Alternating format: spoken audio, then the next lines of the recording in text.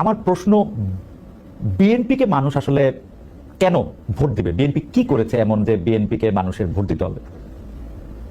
আপনি যখন আমাকে এই প্রশ্নটি করলেন, আমি যদি পাল্টা প্রশ্ন করি, বিএনপিকে কেন ভোট দিবে না, আপনি তাহলে কি বলবেন?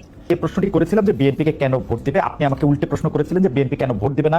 আমি আসলে একটু লিবার্টি নিতে চাই কাজল ভাই আপনার কাছ থেকে, যে আমি একটু বলতে চাই যে বিএনপিকে আসলে কেন ভোট দেওয়া উচিত হবে না। আমরা বিএনপির শাসনামল 2001 থেকে 2006 সাল যেটি দেখেছি, সেটি দেখেছি ঘুষ, দুর্নীতি, দুঃশাসন, অপশাসনের একটি মহোৎসব। দুর্নীতিতে চ্যাম্পিয়ন হতে দেখেছি আমরা বিএনপিকে। 10টা কষ্টের প্রবেশ দেখেছি, বিরোধী দলের নেতার সমাবেশে গ্রেনেড হামলা দেখেছি, তত্ত্বাবধায়ক সরকার ব্যবস্থা ধ্বংস করে একজন মাত্র বিচারককে প্রধান বিচারপতি এবং তত্ত্বাবধায়ক সরকার ব্যবস্থা প্রধান রাখার জন্য সংবিধান পরিবর্তন করতে দেখেছি।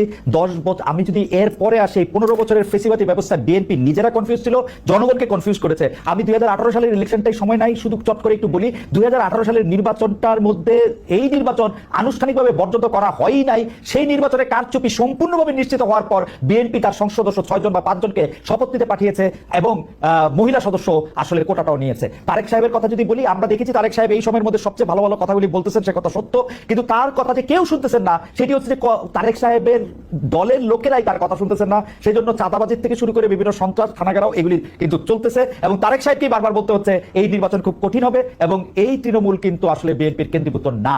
এই হচ্ছে আমার মানে 1 মিনিটে ঊর্ধ্বশ্বাসে আমি